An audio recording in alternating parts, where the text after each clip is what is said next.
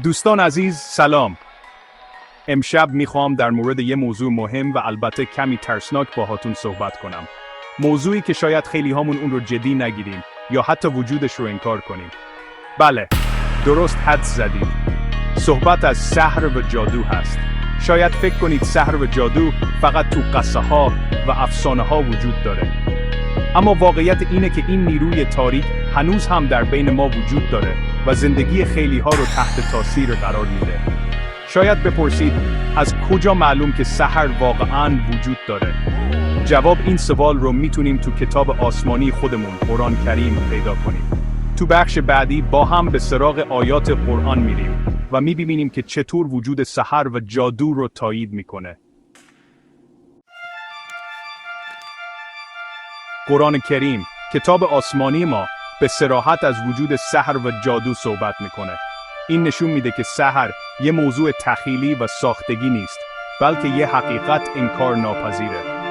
خداوند در آیه 102 سوره بقره میفرمایند: وَلَدَّعُوا مَا تَتْلُو الشَّيَاطِینُ عَلَى مُلْکِ سُلَیمان وَمَا كَفَرَ سُلَیمان وَلَکِنَّ الشَّیَاطِینَ کَفَرُوا یعلمون الناس السحر ترجمه. و از آنچه شیاطین در سلطنت سلیمان بر مردم می‌خواندند پیروی کردند. سلیمان هرگز کافر نشد، بلکه شیاطین کافر ورزیدند و به مردم سحر می‌آموختند.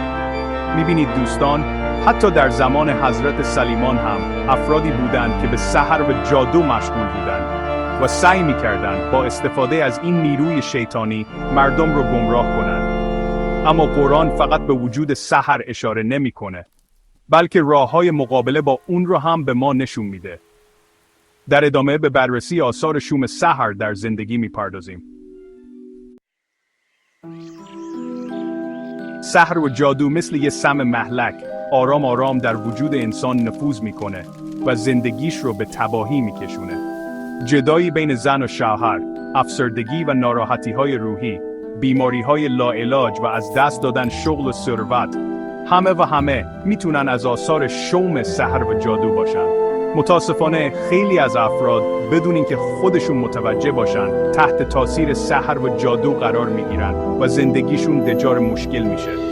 اما نگران نباشید دوستان، همونطور که گفتم قرآن کریم برای هر دردی درمانی داره، از جمله برای سحر و جادو. خداوند مهربان در قرآن کریم راه‌های مقابله با سحر و جادو رو به ما نشون داده.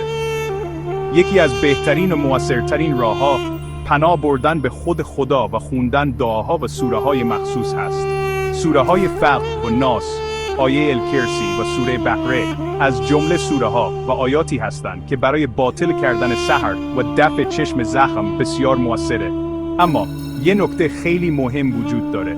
خوندن این دعاها به تنهایی کافی نیست. برای اینکه دعاها اثرگذار باشن، باید با ایمان و تقوا همراه باشن. دوستان عزیز، دعا کردن مثل یه تیر در کمان میمونه. اگه کمانگیر مهارت و تمرکز کافی نداشته باشه، تیرش به هدف نمیخوره. در مورد دعا هم همینطوره. اگه کسی با ایمان و تقوا دعا نکنه، دعاش به درگاه الهی راه پیدا نمیکنه. پس اگه میخوایم از شر سحر و جادو در امان باشیم و دعاهامون مستجاب بشه، باید ایمان و تقوای خودمون رو تقویت کنیم. دوستان خوبم، یادمون باشه که هیچ قدرتی بالاتر از قدرت خدا نیست.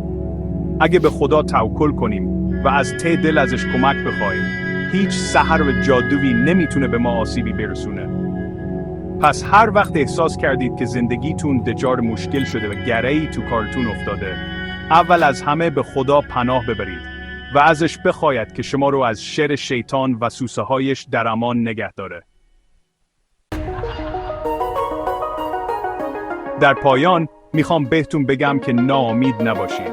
قدرت خدا و نور قرآن از هر سحر و جادویی قوی‌تره.